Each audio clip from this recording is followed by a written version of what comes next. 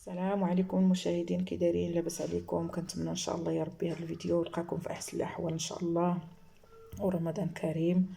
الله يجعل يا ربي يدخل علينا وعليكم باش ما تمنيتو بالصحه والسلامه وبطولة العمر وبالرزق ان شاء الله، وبالنجاح لوليداتكم. اللي كيتمنى شي حاجه كنتمنى الله يحققها له.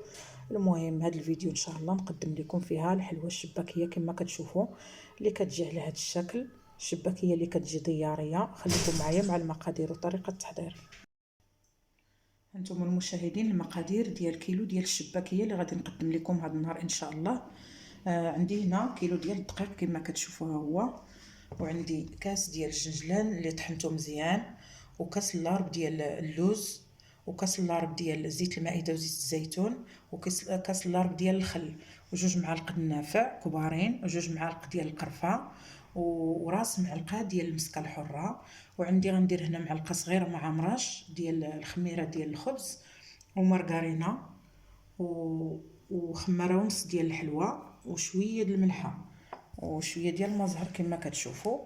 وعندي هنا ملون اللي درته في الماء كما كتشوفوا باش كيعطينا داك اللون العجينه ديالنا. صافي هادو هما المقادير اللي كنحتاج. المهم غندوب الزبده وغادي نوري لكم فاش غادي نخلط ان شاء الله.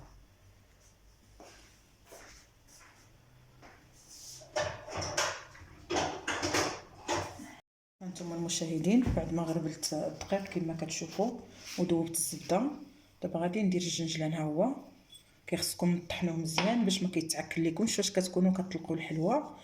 وعندي كاس لارب ديال اللوز كما كتشوفوا، وجوج معالق ديال النافع، جوج معالق القرفه.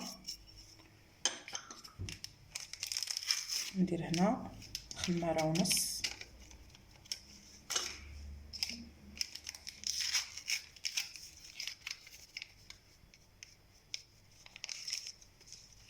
صافي غنخلط هاد النواشف عفوا شويه ديال المسكه الحره وشويه ديال الملحه.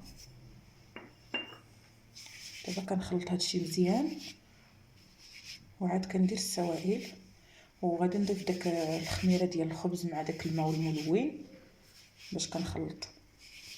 هانتوما كما كتشوفوا وصفر بيضه ما قلتها لكمش، ها هي غير الصفر ديالها.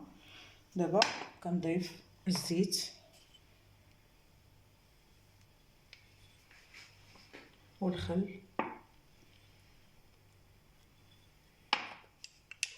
وهذا الملون اللي درته مع الماء ومع الخميره الفوريه.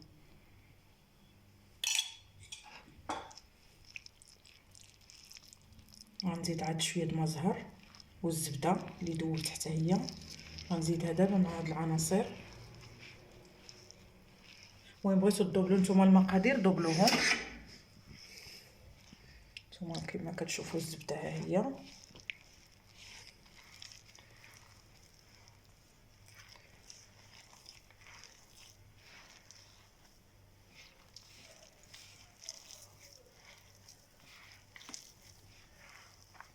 هانتوما كنضيف ماء الزهر صافي، وكتجمع لينا العجينه ديال الشباكيه. ما كيخصهاش تكون مطلوقه، كيخصها تكون قاصحه شويه باش الشباكيه ديالنا كتجينا زوينه. المهم نحاولوا معها حتى كنجمعوها. هانتوما المشاهدين بعد ما دلكنا العجينه كما كتشوفوا على هذا الشكل كنقطعوها كويرات صغار هكا. المهم هكا كنمشيو كنقطعوها كامله وكنوليو كنديروها كويرات على هذا الشكل وكنخليوها حتى كتطلق ونوري لكم. المهم تبعوا معايا المراحل. هانتوما المشاهدين بعد ما كورت العجينه ديالنا على هذا الشكل، دابا غادي نقطع بالسلوفان ونخليها حتى كترتاح، ومن بعد كنرجع معكم باش نوري لكم. هانتوما المشاهدين دابا غنخليوها ترتاح شويه ومن بعد غادي نرجع معكم ان شاء الله نوري لكم الطريقه. هانتوما المشاهدين كنطلقوا العجينه ديالنا على هذا الشكل هانتوما كما كتشوفوا، ومن بعد عاد كنخدموا بها كنديروها في الماكينه غير باش كتجينا مجعبه وكتجينا مرقه. هانتوما كنديروا هكا،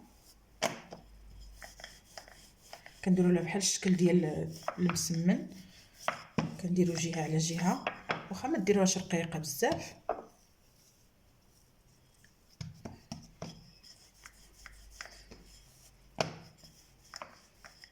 صافي كنديروا هكا نفس الطريقه حتى كنكملوا الكميه ديال العجينه اللي عندنا.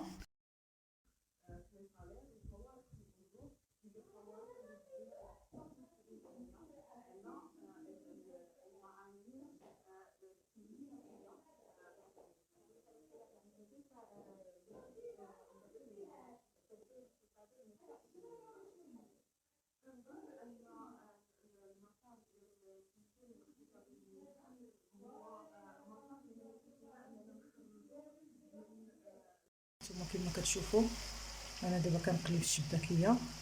ها هي هذه قليتها، ها هي كما كتشوفوا في الكسكاس.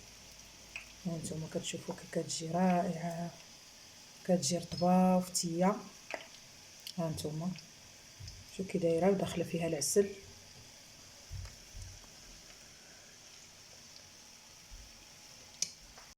هانتوما المشاهدين، ها الحلوه ديالنا اللي قدمت معكم كتجي على هذا الشكل كما كتشوفوا.